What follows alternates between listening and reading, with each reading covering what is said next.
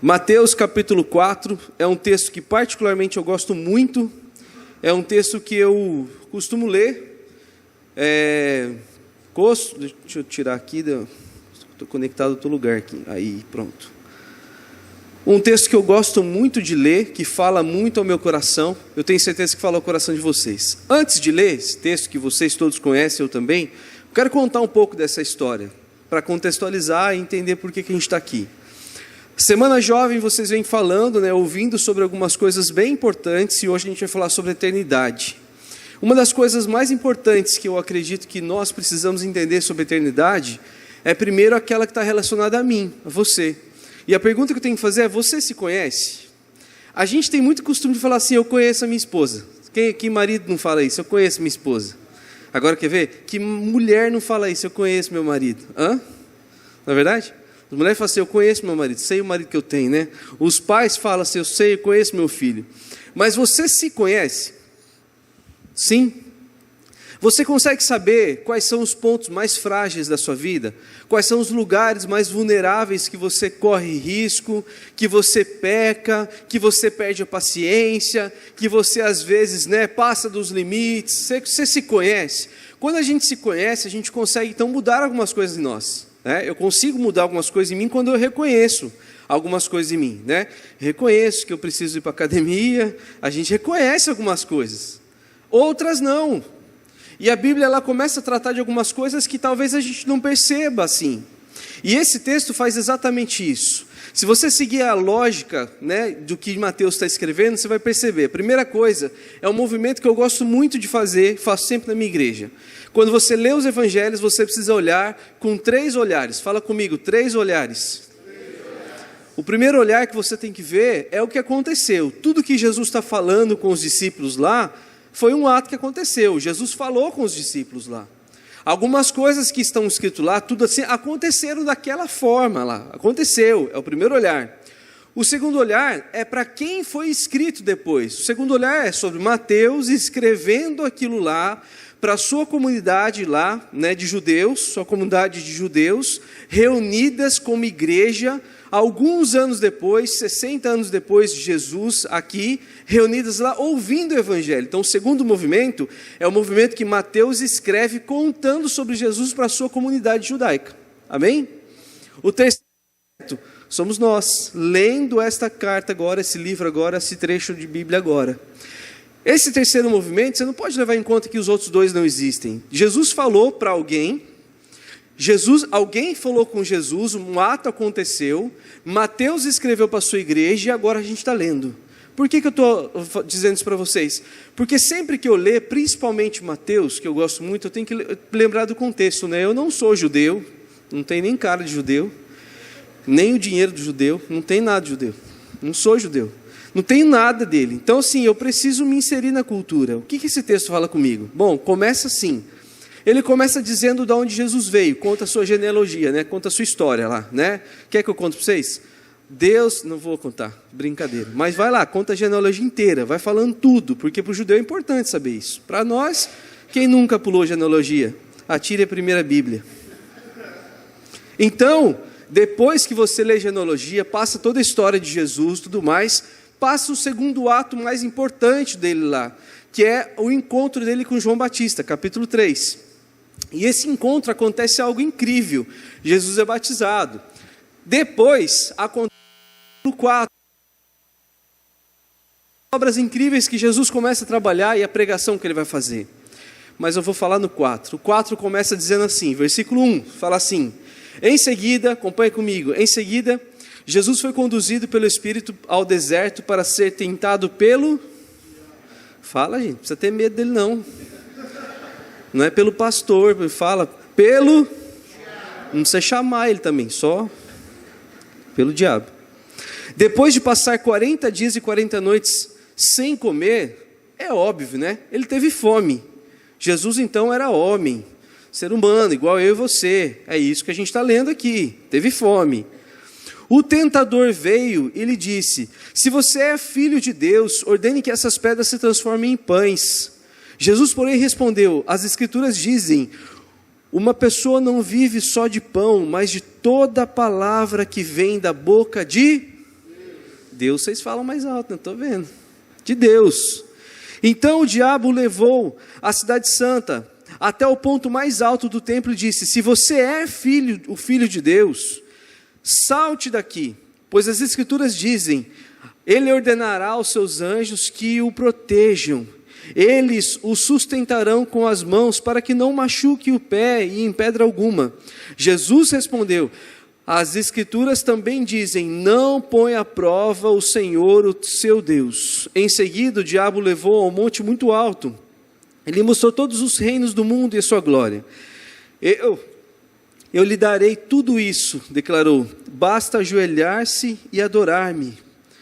Então Jesus disse: saia daqui, Satanás, pois as escrituras dizem também: adore o Senhor, o seu Deus, e sirva somente a Ele. Então o diabo foi embora e os anjos vieram e serviram Jesus. Amém.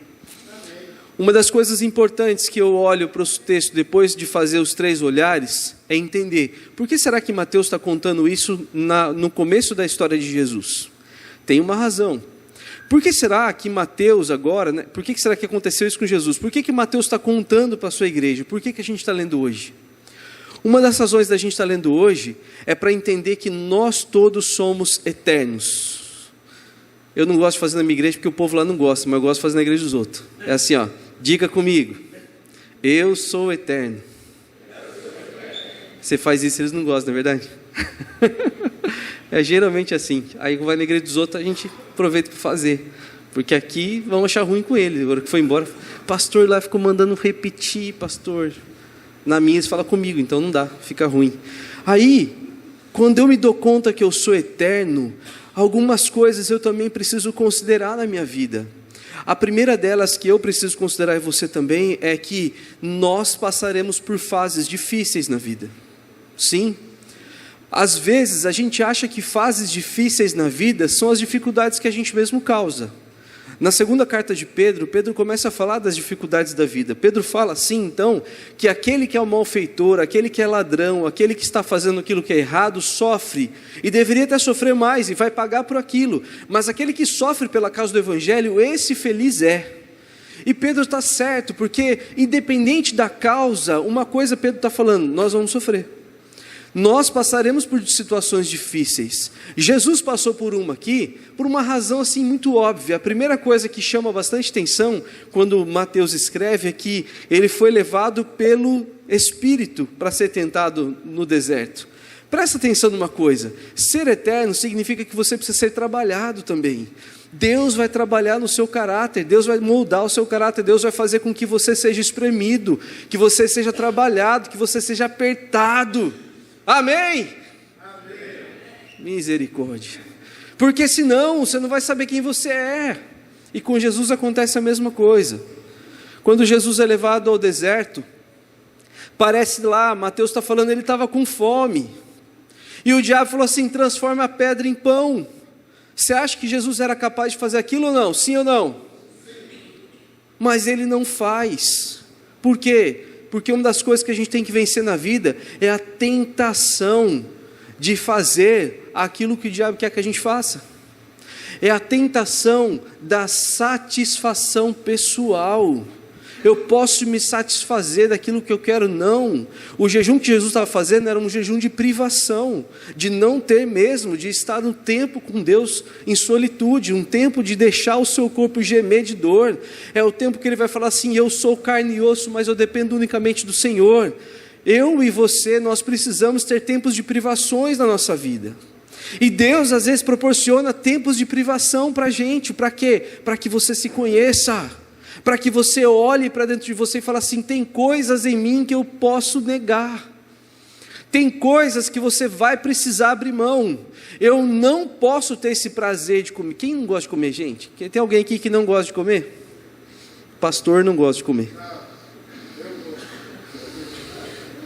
Vocês são maldosos, hein? Todo mundo olhou aqui no centro, não sei porquê. Lanche hoje por conta do pastor para você. Você não gosta. Está vendo? Vocês tudo não falaram aí. E Jesus se privou do prazer de comer, porque ele podia fazer aquilo. A pergunta que tem para fazer para você hoje: do que o Espírito de Deus está te privando agora, nesse momento na sua vida? O que o Espírito de Deus está conduzindo você na sua vida e está te privando por um tempo? Talvez você está ali na tentação de poder fazer aquilo que você quer fazer, mas dentro de você, você sabe, é tempo de esperar, é tempo de dizer não, é tempo de falar assim, agora não. Eu posso fazer do meu jeito, mas eu quero fazer com Deus, então eu quero fazer do jeito dele, eu quero fazer com ele. Percebe a diferença? Uma das principais coisas que está acontecendo aqui, Jesus poderia fazer, e ele não vai dar ouvidos ao diabo e falar assim, então eu vou provar para você agora. Não, o que ele está fazendo agora é, eu vou dar um tempo aqui, eu posso fazer, a questão é que não devo, não quero fazer, eu posso fazer. A segunda tentação, o diabo leva ele e fala assim, não, então você está me falando da palavra, a palavra fala também que você pode se jogar daqui, os anjos vão te acolher. Quantas vezes a gente faz isso por dia? E não percebemos, por quê? Porque geralmente a gente não se conhece. Quando a gente não se conhece, quando eu não me conheço internamente, eu começo a me jogar em alguns pináculos, eu começo a me jogar em alguns negócios da vida, achando que Deus tem a obrigação de me tomar pela mão e me proteger. Quantas vezes você já tomou decisão? Eu também. Quantas vezes nós já tomamos decisão de falar assim, não, se acontecer isso é de Deus, e de repente acontece, você vai lá e quebra a cara, você fala assim, uai, parecia ser de Deus. Já aconteceu com você? Já? Parecia ser de Deus, mas o que aconteceu? Aconteceu que você tem a tentação de pular do pináculo, você tem a tentação de mandar Deus fazer aquilo que você quer. E Jesus está olhando para Satanás, o tentando daquela forma, e foi levado pelo Espírito para forjar aquilo que está dentro dele, para jogar para fora isso que está dentro dele. Vença a tentação de ser saciado, vença a tentação de fazer com que Deus faça a sua vontade, vença a tentação de achar que Deus precisa fazer aquilo que você está orando. Às vezes, aconteceu isso lá na minha igreja, uma pessoa falou para mim assim, pastor, eu estou há 2 anos orando para passar naquela faculdade e eu não passo, o que está acontecendo? Deus não quer que eu faça aquela faculdade? Eu falei, não, minha filha, você que não está estudando direito não, você precisa estudar mais. Deus não tem nada a ver com isso.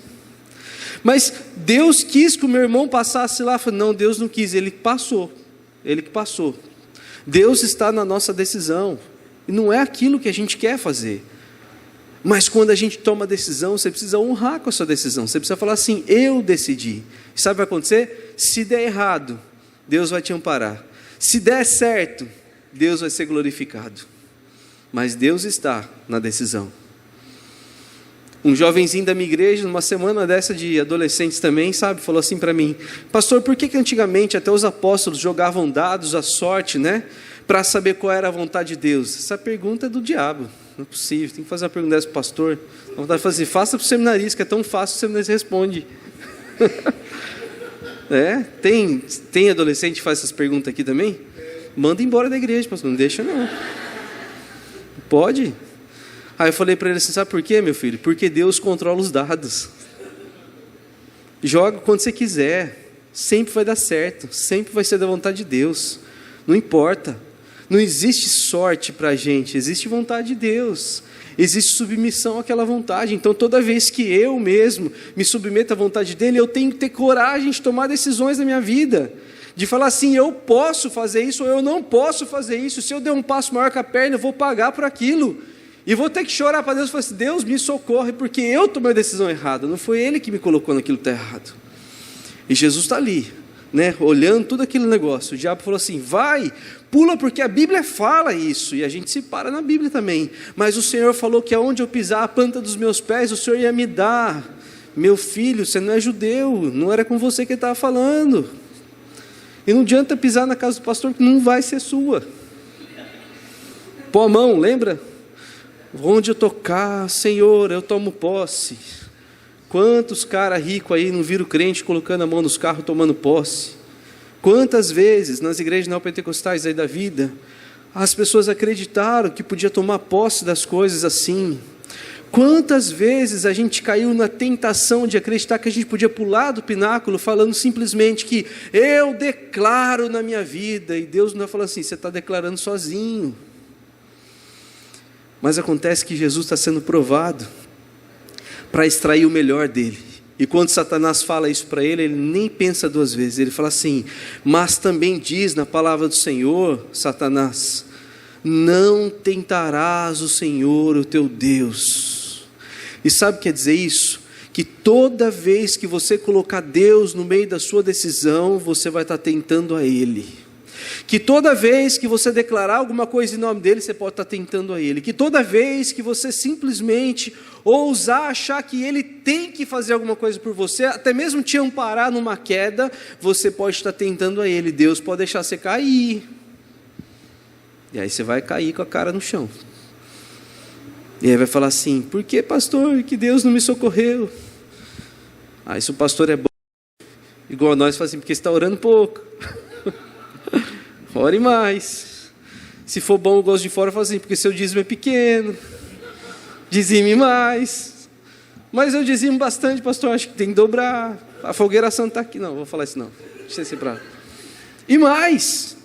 E o que Jesus está fazendo é passando por essa prova agora, de ser forjado por Deus, para ser trabalhado para o seu caráter sair. Sabe por quê? Porque Jesus sabia de uma coisa, olha para mim. Jesus sabia que Ele era eterno. Ele não estava ali no momento, Ele estava ali para sempre. Eu fui criado para ser eterno, para sempre. É por isso que existe a ressurreição. Eu serei levado com Ele. Eu estarei com Ele eternamente. Eu serei levado para morar com Ele aonde, gente? Na glória, na eternidade. Então isso faz sentido para mim quando eu penso 3, 4 vezes sobre o assunto. E Jesus está ali falando e Satanás agora leva ele para um lugar muito alto e mostra todos os reinos da terra. Você tem noção do que é isso? É como se toda a missão de Jesus estivesse diante dos olhos dele.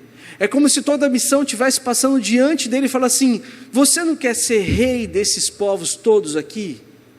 Não é essa a função, você ser rei dessas pessoas? Eu te dou esses reinos. Com qual autoridade eu não sei, mas ele falou para Jesus que ia dar. Ele é o pai da mentira, então, sei lá, né, se ia dar mesmo. Eu te dou esses reinos todos, então você não precisa fazer o que você está na cabeça de fazer. O que ele estava na cabeça de fazer? Eu vou sair daqui, vou começar a falar do amor de Deus para essas pessoas, eu vou falar que eu sou o caminho para essas pessoas, eu sou a verdade, eu sou a vida, eles vão crer e confiar em mim, eu vou morrer por eles, eu vou ressuscitar e eu vou levar eles para morar comigo, porque Satanás não terá mais poder sobre eles. Esse era o plano, e Satanás fala assim, não precisa fazer tudo isso, você está perdendo tempo, olha os reinos todos aqui eu te dou. Se fossem muitos de nós, fala assim, fechado. Os reinos assim, agora na hora, fechado. É um atalho, fechado. Não vou precisar sofrer, fechado. Não preciso fazer mais nada, fechado. Quantas vezes a gente erra porque simplesmente a gente se esquece que a obra feita em nós, ela é eterna, ela não é só agora. Então presta atenção no que eu vou te falar. Tudo que você faz aqui, não fica só aqui, mas ela entra para a eternidade também. Ou você não sabia disso? Os pecados de Abraão, que você nem conheceu pessoalmente, mas pode ser que você for um crente bom, salvo por Senhor Jesus, você vai conhecer Abraão. Mas se não, você não vai conhecer Abraão não, você vai conhecer o... Então, se um dia você conhecer Abraão, você vai falar assim, Abraão, é verdade aquilo tudo que fala de você na Bíblia? Aí ele vai contar para você, é verdade. É verdade que Jesus, que apareceu muitos anos depois, perdoou os seus pecados que você estava muito antes dele surgir, dele existir? Ele fala, é verdade. Doido isso, né? É verdade. Então quer dizer que é verdade? Jesus tem poder para perdoar todos os pecados? Sim, por quê? Porque eu sou eterno. Você é eterno. Abraão é eterno. Abraão acreditava na promessa da vinda do Filho de Deus, na restauração de todas as coisas, através da redenção do sangue do Cordeiro que seria derramado. E o Cordeiro foi Jesus que foi derramado. Nós cremos no Cordeiro que já aconteceu. Nós estamos no momento da história agora que nós somos a igreja. A igreja são pés e mãos de Jesus na terra, fazendo com que essa igreja triunfante avance o tempo todo, crente em Cristo Jesus, confiante em Cristo Jesus. Para onde? Para a restauração de todas as coisas. Vai chegar o momento que você vai ser levado para o céu. Só os predestinados, que não são, vão ficar mesmo. Não tem conversa. Se você não é, você sabe se é ou não? Quem sabe se é predestinado, levanta a mão para ver. Quem tem dúvida não levanta a mão, mas vem na escola bíblica amanhã cedo, conversa com o pastor, né? Pastor, estou com dúvida da minha salvação. Aqui você não pode, não adianta pagar não, mas em outras igrejas você paga, você só vai sair com mais dívida. Não vai conseguir também. Mas aqueles que acreditam que são salvos, aqueles que compreendem que foram salvos pela graça de Cristo Jesus, certamente são esses os escolhidos de Deus, e esses serão levados para morar com Ele, e esses serão sim eternos, e para sempre estarão diante do Cordeiro, e para sempre estarão lá em festa e alegria plena. Eu não sei o que você pensa disso. Às vezes você lê a Bíblia e fala assim, e os anjos estavam lá dizendo santo, santo, e aí no terceiro santo você está santo. O céu vai ser chato desse jeito, mas não é isso que ele está querendo dizer. Quer dizer, santo, santo, santo significa assim, extremamente santo. Vai ser bom, vai ser maravilhoso, vai ser excelente estar lá. E quando você tiver essa percepção, você vai então começar a entender que ser eterno é bom. E Jesus está ali, diante daqueles reinos todos, e fala assim, vai embora, Satanás. Porque a Bíblia diz que eu tenho que adorar somente Deus. Olha bem para mim, você já teve coragem de mandar Satanás embora da sua vida? Você está tendo coragem de olhar bem para ele e falar assim, eu não quero os seus presentes mais, eu não quero aquilo que você está me oferecendo mais? Você está tendo coragem de falar isso para ele? Eu não quero mais as coisas que você está me oferecendo, eu quero aquilo que a Bíblia prometeu para mim. Eu quero aquilo que Cristo conquistou na cruz para mim. Eu não quero seus presentes mais. Eu não quero suas ofertas mais. Quando você tiver coragem de fazer isso, vai acontecer exatamente como aconteceu com Jesus. Os anjos vão te servir naquele lugar. Você será abençoado certamente. Você vai conhecer a presença de Deus. Mas entendeu o processo? Você é apertado, espremido, tentado até o último momento de você dizer não. E aí você é servido, porque o Senhor é um Deus amoroso, que não deixa a gente na vontade, mas Ele vem e supre as nossas necessidades e não os nossos desejos. Amém, gente? A coisa mais importante de tudo isso acontece agora quando você olha para o capítulo 3 da Bíblia. No capítulo 3 acontece um momento fantástico que explica o capítulo 4. No capítulo 3, Jesus está lá prestes a ser entrado na água, né, até a canela, né, para não dar ponto a favor dos batistas. Ele foi presbiteriano, então jogou água na cabeça de Jesus. Indiscutível isso. Certo, gente? Amém? Alguém tem dúvida? É só perguntar para João Batista um dia, aí esclarece. Aí Jesus entrou lá na água, João Batista agachou, pegou água, foi jogar na cabeça dele, mas então uma pomba veio do céu, e uma voz disse bem alto. O que a voz disse? Este é o meu filho amado. E outras versões está, tu és o meu filho amado, em quem eu tenho muito prazer. Você é o meu filho amado. E as pessoas ouviram aquilo. Mas não só as pessoas, sabe quem que ouviu? Jesus ouviu aquilo. O que Jesus ouviu? Que ele era filho amado. Ele era filho amado, e aquilo encheu certamente o coração dele. O Pai está comigo, eu sou o filho amado. Então o Espírito levou para o deserto com essa sensação lá dentro, eu sou o filho amado. Satanás chegou e falou assim, se tu és o filho de Deus, ele sabia, eu sou o filho amado. Mas quando você não sabe disso, você fica lá, correndo de um lado para o outro, tentando ver qual que é a proposta melhor, se Satanás vai fazer alguma coisa melhor. Não! Mas é a convicção de ser amado por Deus, que permite a gente passar por tantas dificuldades, e chegar no final da caminhada, e falar assim, vai embora Satanás. E ele fala assim: transforma a pedra em pão. Se você realmente é filho de Deus, eu sou o filho amado. Mas se você é, então pula daqui, eu sou o filho amado. Se você é, então, olha, a minha dor, eu sou o filho amado. Não tem conversa, eu sou. E essa convicção faz Jesus vencer as tentações no deserto. Sabe por que você tropeça, vacila e está comendo pedra achando que está comendo pão? Porque a gente vai embora dos cultos sem essa certeza. Às vezes a gente vem para a igreja, a palavra é boa, vai no seu coração, mas você é duro demais para perdoar, para amar, para abraçar, para se arrepender, e essa palavra bate e cai no chão devagarzinho, falando para você: ame mais, perdoe mais. Por quê? Porque você é filho amado e você não acredita, você vai embora, simplesmente achando que não, eu preciso ser rebelde, eu preciso ser o adolescente rebelde, eu preciso ser o pai, duro, eu preciso ser, não. Às vezes a palavra vem ao seu encontro e pá, ia fazer bem forte, mas aqueles que estão dormindo e acordar não ia dar certo, pá. Aí de repente acontece que você fala assim: não, pastor, se ele me amasse, ele ia me dar aquilo que eu quero. Por te amar tanto, ele não dá o que você quer. Porque se Deus desse tudo que a gente quer, gente do céu. Começou lá no Éden esse sentimento, né? Eu quero ser igual ao Senhor. Então começou lá.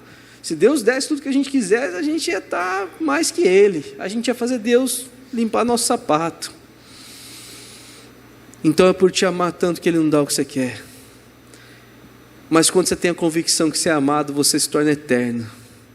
Para sempre eterno. Diga assim comigo: eu sou. Feche os seus olhos, diga assim comigo de verdade: eu sou amado por Deus. Eu sou filho amado de Deus. Eu sou eterno e estarei com Ele. Essa é a convicção que você tem que sair daqui hoje, que a eternidade existe e é para aqueles que Deus ama, é para mim e para você. É por isso que você tem que olhar para as decisões da sua vida e perceber que Deus às vezes vai colocar barreiras para que você cresça, para que você passe por elas. Deus vai permitir com que algumas coisas difíceis na nossa vida aconteçam, para que você se dobre diante dEle. Deus vai permitir com que você tome decisões sem saber se é dEle ou não, para que você crie coragem e decida coisas da sua vida. E aí sim você vai deitar diante dEle, sendo bom ou ruim, você estará com Ele. E essa é a sensação que você tem que ter, é o desejo que você tem que ter. É assim que você tem que viver, como filho amado de Deus. Depois que Jesus passa por isso, os anjos servem, ele começa então o seu ministério, dizendo assim: o reino dos céus chegou. Nós estamos nesse momento, dizendo às pessoas que o reino dos céus chegou. Se você não consegue dizer isso, é porque você não deu os passos atrás. Se você não está saindo do deserto, é porque você não ouviu lá atrás o que ele falou para você, que você era filho amado. Então volta para a igreja. Ouça a mensagem, ouça o quanto amado você é, quanto amada você é. Deixa suas mágoas para trás. Uma coisa que eu aprendi na minha vida e foi libertador, e amanhã eu vou contar esse testemunho aqui para você. Foi libertador para mim. Parece bobo, mas é uma verdade. A verdade é que o passado deve ficar no passado. Deus te ama e não tem o que muda isso.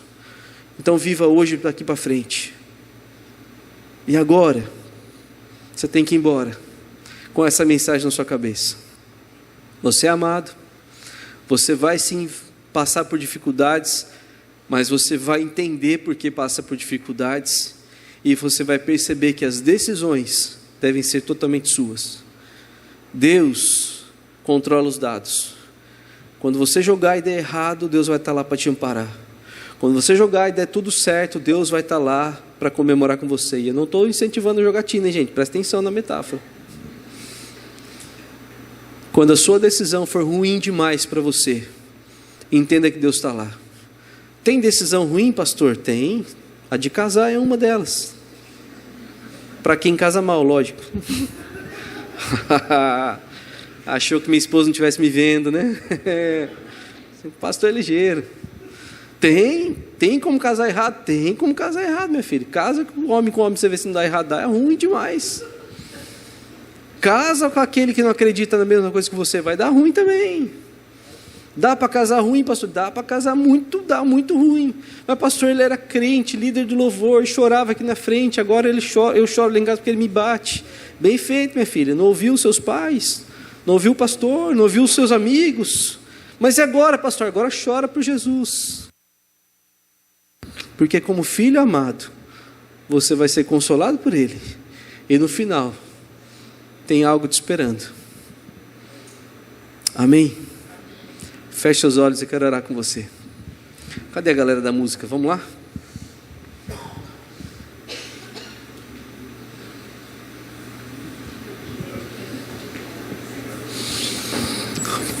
Eu quero orar com você. Quero que você tenha a percepção daquilo que eu falei e que você leve isso embora para sua casa. Amanhã à noite eu vou estar aqui. Eu vou contar para você sobre a casa da felicidade. E eu quero que você venha e traga mais pessoas com você para que você tenha convicção de que dá para ser feliz de verdade. Dá para ser plenamente feliz, dá para ser muito feliz. Mas você precisa entender como. E agora eu quero orar para que você entenda que você é eterno, que você é amado e amada por Deus, que você é abençoado, abençoada por Deus. Feche seus olhos. Diga comigo em oração: Senhor, fala ao meu coração. Fale as coisas que eu preciso demais ouvir. Fale as coisas que estão presas dentro de mim, que eu não estou tendo coragem de colocar para fora em oração. Deus, me ajude a perdoar, me ajude a colocar para fora as coisas que não estão dando certo na minha vida. Me ajude de fato a transformar esse sentimento em um sentimento bom que vem somente do Senhor. Me ajuda, Deus, a mudar essa história em mim. Me ajuda, Senhor. Me ajuda, Deus, a perdoar, me ajuda a amar, me ajuda a me reconciliar com as pessoas. Me ajuda a vencer o desejo, Pai, de ser saciado o tempo todo. Me ajuda, Deus, nesse desejo de ser saciado, de ter que fazer as coisas, de ter que ganhar as coisas, de ter que provar as coisas. Me ajude no desejo de fazer o Senhor fazer a minha vontade, porque muitas vezes nós oramos assim, Deus, para que o Senhor cumpra em nós alguma coisa, tudo jeito. Então nos ajude a vencer essa tentação. Nos ajude a vencer essa tentação, nos dando a certeza que nós somos amados pelo Senhor. Nós somos cuidados pelo Senhor, porque nós somos criados para sermos eternos, eternamente amado, eternamente cuidado, eternamente diante do Senhor. É o que nós queremos estar. Então nos ajude, Senhor, mudando a nossa história, a nossa vida nesse momento. Muda tudo em nós, Deus.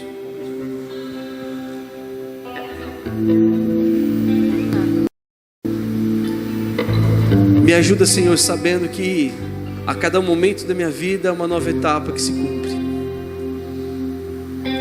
Me ajude a perceber que eu preciso de mais do Senhor. Eu preciso que o meu coração seja transformado, renovado pelo Senhor. Em nome de Jesus. Amém. Fica de pé um instante. Canta junto.